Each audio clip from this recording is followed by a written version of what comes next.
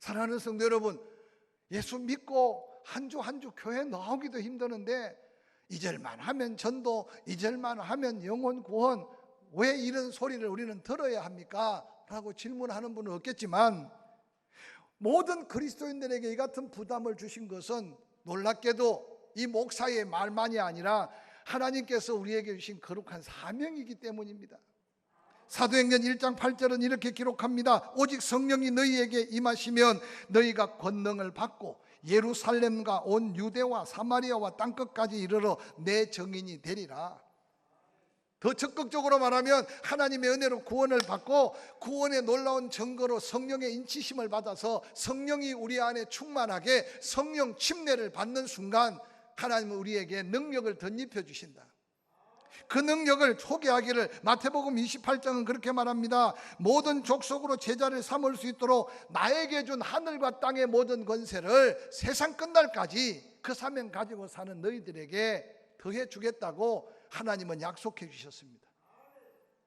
구원만 하신 게 아니라 은혜만 주신 게 아니라 능력까지 덧입혀서 내가 구원받았다면 또 나를 통해 누군가가 영혼이 그리스도께로 돌아오는 게 하나님의 거룩한 계획 속에 우리가 구원받은 놀라운 사실을 다시 한번 잊지 말라고 이 귀한 말씀으로 우리에게 도전하고 있는 이 말씀을 기억하시기를 주의 이름으로 간절히 축원합니다. 뿐만 아니라 예수 그리스도의 피값으로 세운 교회의 사명 중에 가장 우선되어야 될 사명이 영혼을 전도해서 그 영혼이 주 안에서 온전하게 자라나서 그가 또 다른 가정, 또 다른 영혼에게 복음을 전하게 하는 놀라운 작은 천국을 이루어 가라는 하나님의 사명이 먼저 구원받아 교회의 유기적인 지체가 된 우리에게 주어진 거룩한 사명임을 잊지 않으시기를 주의 이름으로 간절히 축원합니다. 하나님은 이 땅에 가정을 세우셨습니다.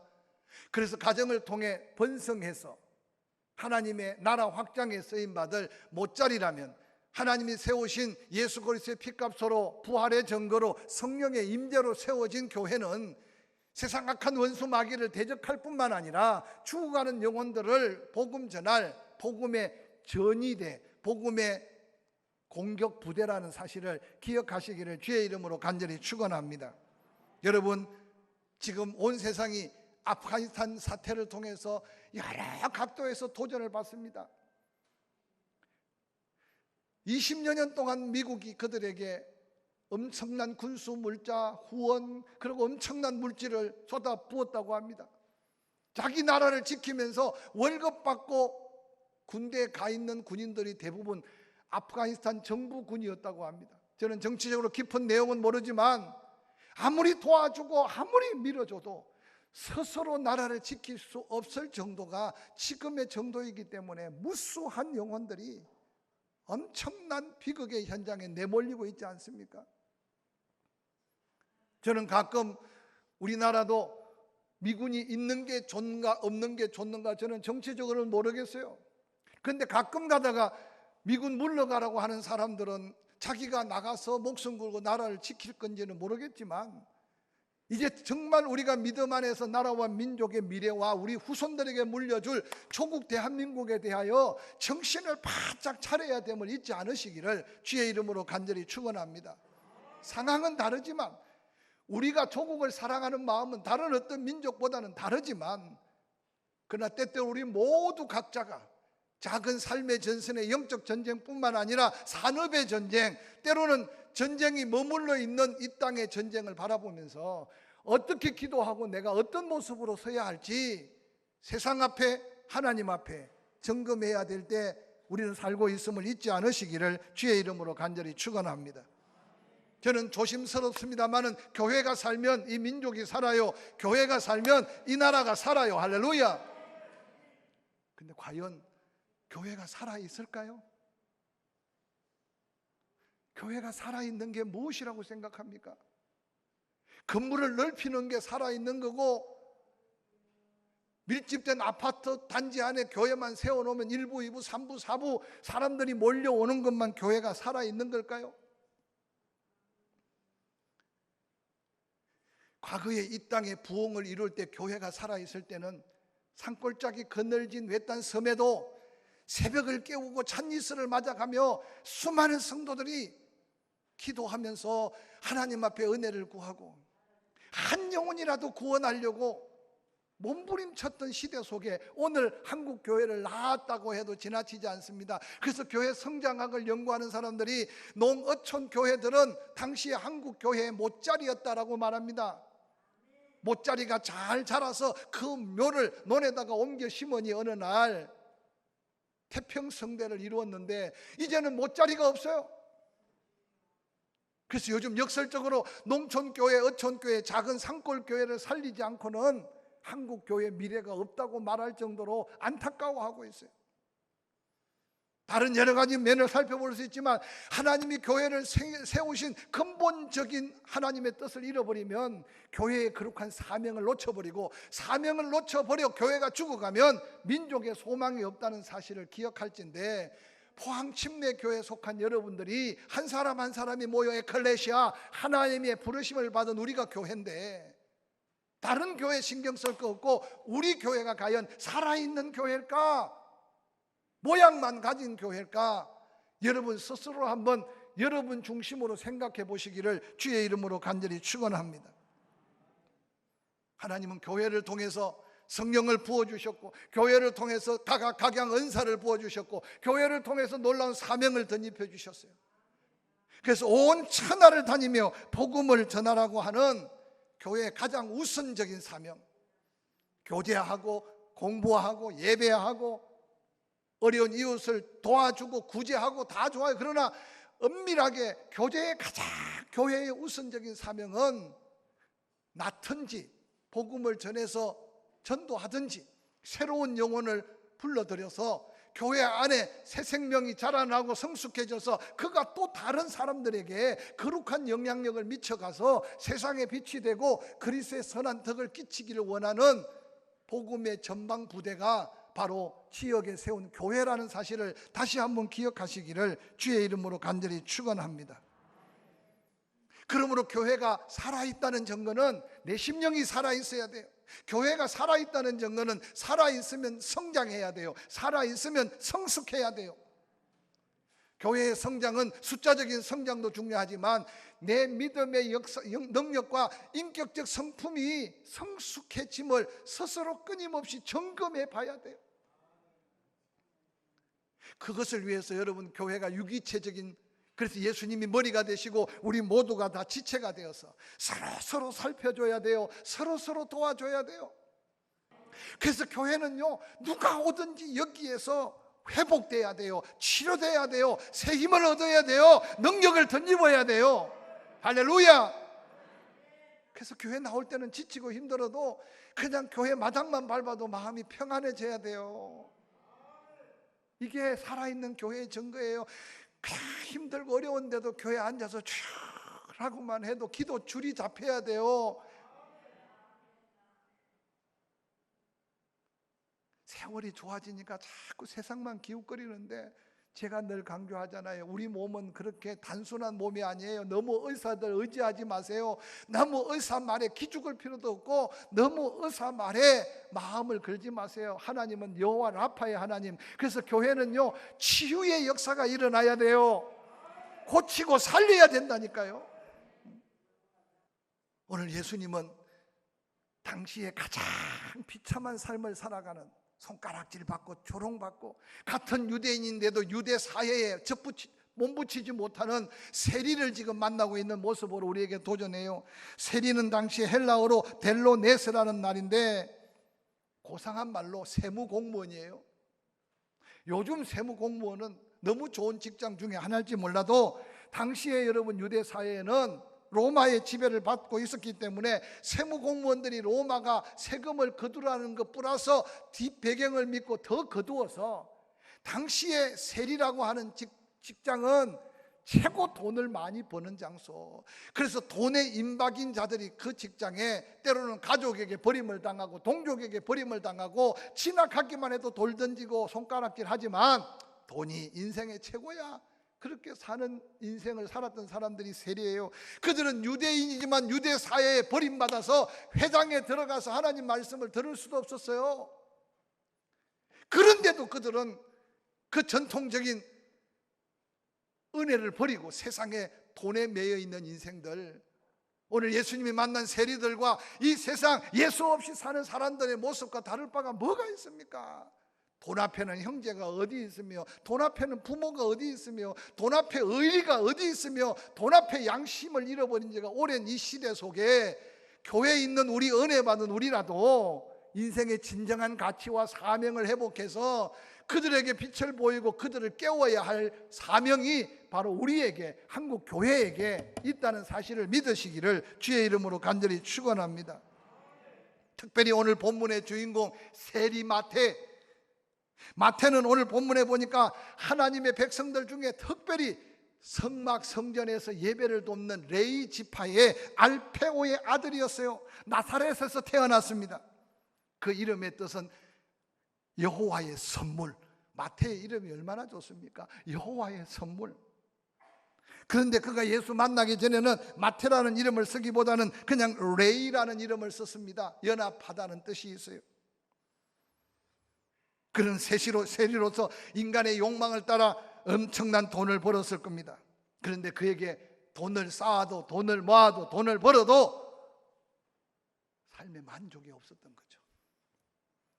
여전히 세관을 지키고 있는데 예수님이 그 나사렛 지역, 갈릴리 지역을 얼마나 자주 드나들었습니까? 오늘 성경에는 그냥 처음 만나서 나를 따르라니까 보니까 따랐다고 생각할지 모르겠지만 그 가운데 아마 예수 그리스도의 사랑을 마태는 경험했을 거고, 세상 사람들이 다 손가락질하고 세상 사람들이 다 죄인 취급하며 이방인 취급하는 레위 알페오의 아들 세리 마태.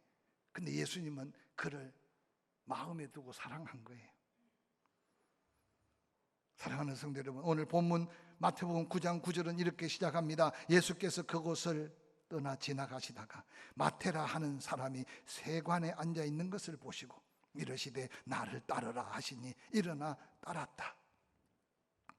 여러분, 이 순간에, 짧은 순간 같지만 예수님의 보이지 않는 사랑의 손길, 마태의 마음을 움직인 하나님의 놀라운 성령의 감동, 나를 따르라 그러니 그냥 따라가면 끝이 아니라 마태의 입장에서는 가족과의 이별, 그리고 쌓아놓은 재물, 재산들의 정리, 아마 복잡한 인간관계들 다 모든 걸 처리하는 시간들이 그리 만만하지는 않았을 겁니다. 그런데 오늘 마태는 예수 그리스도를 따랐고 훗날의 복음의 증인이 되었습니다.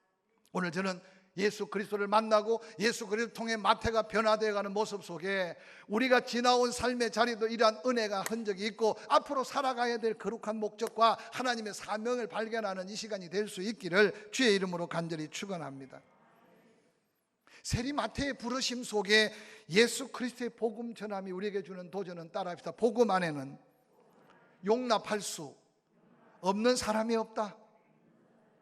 당시에 가장 악한 자로 상대하기 싫고 죄인 중에 죄인 취급받는 사람이 세리였습니다. 그래서 그냥 죄인들 하면 될 텐데 세리와 죄인들이라고 구별할 정도로 당시의 유대사의 세리들은요, 자기 욕심을 따라 돈은 가졌으나 아무도 친구가 될 수 없고 아무도 함께 할 수 없는 비극적인 운명으로 살아가는 사람이 세리였습니다. 그런데 예수 그리스도께서는 그 마태에게 사랑의 관심을 보인 겁니다. 세리에게 다가가서 예수 그리스도께서 손을 내민 거죠. 예수 그리스도께서는 당시에 바리새인들, 유대 사회에 있는 모든 사람들에게 너희들은 그렇게 비방하고 조롱하고 죄인 취급하지만 그도 구원받을 자격이 있는 자라는 놀라운 메시지를 세리 마태를 제자 삼음으로 온 세상에게 밝힌 위대한 복음이 오늘 본문의 세리가 예수 그리스도를 따르는 기적이었다는 사실을 기억하시기를 주의 이름으로 간절히 축원합니다. 저는 한 해가 가기 전에 여러분 가장 가까운 사람들을 이름들을 한번 쓰고 한번 기도해 보시기 바랍니다. 그 중에 특별히 예수 믿지 않는 사람들의 이름을 한번 써보시고, 그러고는 어떻게 복음 전할까 생각하면 처음에는 이 사람은 이래서 안 되고 저 사람은 저래서 안 되고 그 사람은 고래서 안 되고 그래서 어느 날 세월이 지날 때 이래서 안 될 사람, 저래서 안 될 사람, 고래서 안 될 사람 다 빼고 나니까 어느 날 10년, 20년 평생을 예수 믿어도 단 한 명도 나의 사랑, 단 한 명도 나의 기도, 단 한 명도 우리 가정의 아름다운 그리스도의 사랑으로 한 가정, 한 영혼도 그리스도 앞에 세워보지 못한 인생으로 늙어간다면 주님 앞에 설 때 부끄러울 수 있음을 한번 기억하면서, 다시 한번 그 이름을 기억하면서 한번 다시 어떻게 하면 사랑할 수 있을까? 어떻게 하면 그 영혼을 위로할 수 있을까? 어떻게 하면 그 영혼의 가슴 속에 예수 그리스도의 사랑을 심을 수 있을까? 한번 지혜를 구해 보시기를 주의 이름으로 간절히 축원합니다. 따라합시다. 교회는 차별할 사람이 없다. 제가 바다라고 이야기했는데 여러분, 아무리 죄인이라도 교회 와서 회개하고 하나님의 의인이 되는 곳이 교회고, 아무리 세상에 악한 죄를 지었을지라도 교회 와서 용서를 받아야 되는 게 교회고, 할렐루야. 그래서 여러분 마음이 먼저 넓어지기를 주의 이름으로 간절히 축원합니다. 오늘 본문에 보니까 놀랍게도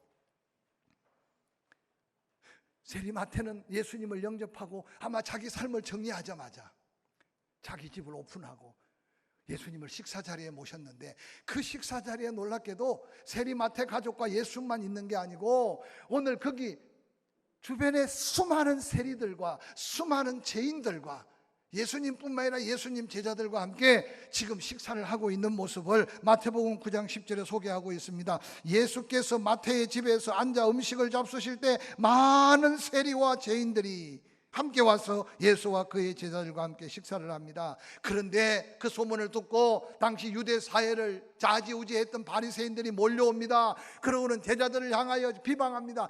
아니, 메시아라더니, 너희 선생이 그냥 메시아라더니 세상에 이 사회가 다 버리는 저 많은 세리들을 모아놓고 죄인들과 함께 식사를 하고 있는 게 이게 맞는 말이냐고 따지고 있습니다.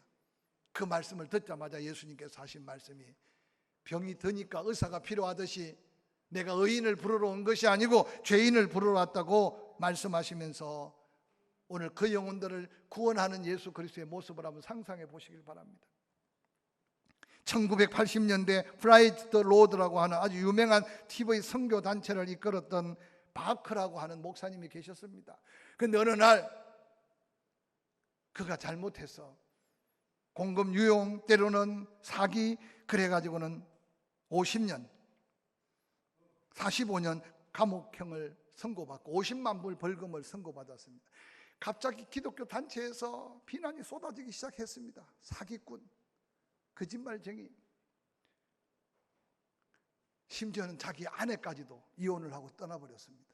근데 어느 날 6개월 감옥살이를 하고 있는데 면회가 처음 떨어진 거죠. 누가 나를 찾아왔을까? 바크가 면회실로 가보니까 세상에 당시에 그 유명한 빌리 그레이엄 목사님이 면회를 온 거예요. 그 면회 소식을 듣고 여기저기 많은 사람들이, 아니 세상에 영혼 구원도 바쁘다는 양반이 그 죄인 중에 죄인이고 모든 그리스도인들이 손가락질하는 바크를 면회했단 말이냐. 근데 빌리 그레이엄 목사님은 아무 대꾸하지 않았습니다. 그리고 항소를 했습니다. 변호를 했습니다. 10년 만에 바크는 감옥문을 나섰습니다. 그런데 감옥문을 나선 바크가 갈 데가 한 군데도 없었습니다. 그런데 놀랍게도 바크가 출소할 때 빌리 그레이엄 목사님이 찾아가서 바크를 자기 집으로 데려갑니다. 그리고 그 주일, 첫 주일을 맞이합니다. 교회에 나갑니다. 교인들이 웅성웅성합니다. 수근수근합니다. 그때 빌리 그레이엄 목사님이 바크를 강단에 세우면서 하는 말이, 많은 이야기들 내가 다 듣고 있다. 근데 내가 바크를 찾아간 것도, 바크를 우리 집에 드린 것도, 오늘 함께 예배 드리는 것도 그는 나의 친구이기 때문이다. 나의 친구이기 때문이다. 오늘 세상은 끊임없이 비방합니다. 끊임없이 판단하고 헤아리고 조롱합니다. 아니 세상 예수님 당시 바리새인과 다를 바가 없는 언론, 바리새인과 다를 바가 없는 잘못된 시각을 가지고 세상을 바라보거나 성도를 바라보며 비판하고 헤아리는 성도들이 없다고 누가 말할 수 있겠습니까? 사랑하는 성도 여러분, 저는 이 예화를 잠시 묵상하면서 바로 세리마태의 친구가 되어주신 예수님, 그 예수님이 그냥 두면 지옥 갈 수밖에 없는 우리를 친구로 삼아주셔서 언제든지 부르면 응답하시고 언제든지 회개하면 저를 미쁘시고 이로써 우리 죄를 사하시고 모든 불의의 소리를 깨끗게 하실 만한 사랑을 베푸신 그 예수를 우리 가슴에만 품고 우리만 누려서 되지 않는다는 사실을 다시 한번 깨달으시기를 주의 이름으로 간절히 축원합니다.